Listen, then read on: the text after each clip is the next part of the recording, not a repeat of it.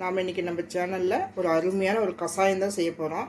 இப்போல்லாம் எங்கே பார்த்தாலும் மழை பெஞ்சிட்ருக்குது, எல்லாத்துக்கும் சளி இருமல் காய்ச்சல் அப்படின்னு வந்துட்டுருக்குது. நம்ம எவ்வளோ மருந்து சாப்பிட்டாலும் சரியாகிறதில்ல. அதுக்கு இந்த மாதிரி ஒரு கஷாயம் செஞ்சு சாப்பிட்டு பாருங்கள், ரொம்ப சூப்பராக சரியாயிடும். சளி எல்லாமே கரைஞ்சி போயிடும். இருமல் சளி காய்ச்சல் இந்த மாதிரி எது இருந்தாலுமே சரியாயிடுது. இது செய்யறது ரொம்ப ஈஸி தான். நம்ம வீட்டில் இருக்கிற பொருள்களை வச்சு நம்ம செஞ்சிடலாம். நம்மக்கிட்ட என்ன பொருள் இருக்கோ அதை வச்சு செய்யுங்க. நான் வீடியோவில் போட்டிருக்கிற மாதிரி எல்லாமே போட்டு தான் செய்யணும் அப்படின்னு கிடையாது. நம்மக்கிட்ட இருக்கிறத வச்சு நம்ம செஞ்சு குழந்தைங்களுக்கும் கொடுக்கலாம், நம்மளும் குடிக்கலாம். இது வந்து எப்படி செய்யுது அப்படின்ட்டு வாங்க ஃப்ரெண்ட்ஸ், வீடியோக்குள்ளே போய் பார்க்கலாம்.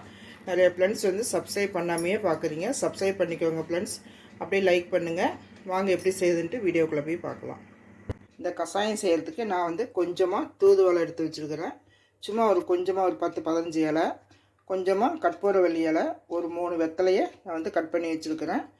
இது கூட வந்து கொஞ்சம் கருப்பட்டி, அப்புறம் கொஞ்சம் சின்ன துண்டு இஞ்சி, ஒரு இந்த அளவுக்கு ஒரு விரல் அளவுக்கு இஞ்சியை வந்து கழுவி தோல் சீவி கழுவிட்டு கட் பண்ணி வச்சுக்கிறேன். ஒரு 5 பல்லு பூண்டு, ஒரு 5-6 சின்ன வெங்காயம், கொஞ்சமாக துளசி, அவ்வளோதான். இது கூட கொஞ்சம் மிளகு,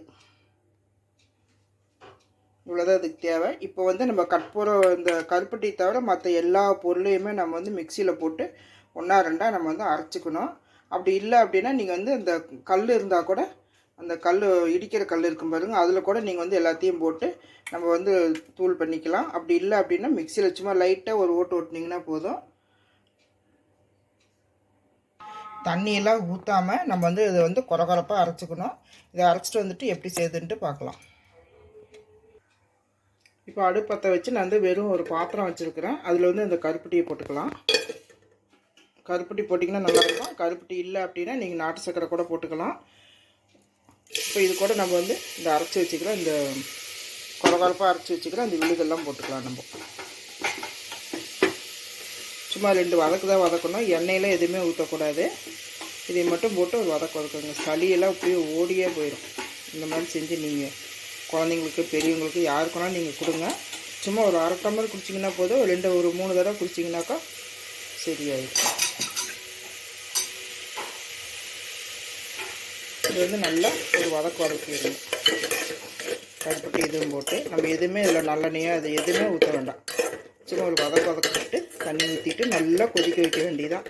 இது கூட நான் வந்து கொஞ்சமாக மஞ்சத்தூள் போட்டுக்கிறேன். கருப்பட்டி நீங்கள் தூள் பண்ணியும் போட்டுக்கலாம், இப்படியும் போட்டுக்கலாம். எப்படியும் அது கரைஞ்சிரும். உங்கள்கிட்ட என்ன பொருள் இருக்கோ அதை வச்சு நீங்கள் செஞ்சுக்கலாம். இது இல்லையா அது இல்லையான்னு நினைக்காதீங்க.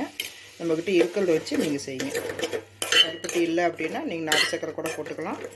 வெத்தலை எப்படியும் வச்சுருப்போம். அப்படி இல்லைனாலும் பரவாயில்ல, தூதுவளை, துளசி இதெல்லாம் போடுங்க. மிளகு கண்டிப்பாக போடுங்க. இது வந்து கொஞ்சம் நல்லா வதங்கட்டும். இப்படி ஒரு 2 நிமிஷம் வதக்குனிங்கன்னா போதும்.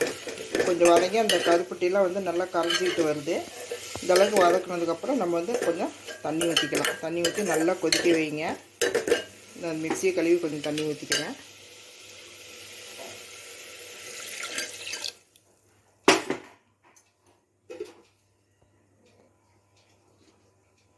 இப்போ நல்லா ஒரு சொம்பு அளவுக்கு தண்ணி ஊற்றிடுறேன். நான் வந்து ஒரு 2-3 பேர் குடிக்கிற அளவுக்கு நான் வந்து செய்கிறேன். இது வந்து தண்ணி வந்து நல்லா கொதிக்கணும். கொதித்து கொஞ்சம் சுண்டி வரணும். நான் இன்னும் கொஞ்சமாக ஊற்றிக்கிறேன். ஒரு 2 தடவை குடிச்சிங்கன்னா போதும், சூப்பராக எல்லாம் சரியாயிடும். அவ்வளோ ஒரு சொம்பு தண்ணி ஊற்றிருக்கிறேன். இது வந்து நல்லா கொதித்து கொஞ்சம் வற்றி வரணும். அது வரைக்கும் நல்லா கொதிக்கணும். அடுப்பு வந்து கொஞ்சம் ஹையில் வச்சுக்கோங்க. பொங்கி வர மாதிரி இருந்துச்சுன்னா கொஞ்சம் மீடியமாக வச்சுக்கோங்க. இப்போ பாருங்கள், நல்லா சுண்டிடுச்சு. இந்த அளவுக்கு சுண்டுனா போதும். இந்த அளவுக்கு எவ்வளோ தண்ணி ஊற்றினேன், இப்போ எவ்வளோ கம்மியாக இருக்குதுன்னு பாருங்கள். இந்த அளவுக்கு சுண்டுனா போதும். இதை வந்து கொஞ்சம் ஆற வச்சுட்டு நம்ம குழந்தைங்கலேருந்து பெரியவங்க வரைக்கும் வடிகட்டி கொடுங்க. இது கொஞ்சம் ஆறினா போதும். ஒரு குடிக்கிற சூடு, நம்ம டீ குடிக்கிற சூடு இருந்தால் கூட போதும். குழந்தைங்களா இருந்தால் நல்லா ஆற வச்சு கொடுங்க. பெரியவங்களாக இருந்தால் கொஞ்சம் டீ குடிக்கிற சூட்டில் கொடுங்க. வடிகட்டிட்டு கொடுங்க. அவ்வளோதான், அருமையான ஒரு கஷாயம் ரெடி பண்ணிட்டோம். நீங்களே இதே மாதிரி செஞ்சு பாருங்கள் ஃப்ரெண்ட்ஸ். அவ்வளோதான் ஃப்ரெண்ட்ஸ், அருமையான ஒரு கஷாயம் ரெடி பண்ணிட்டோம்.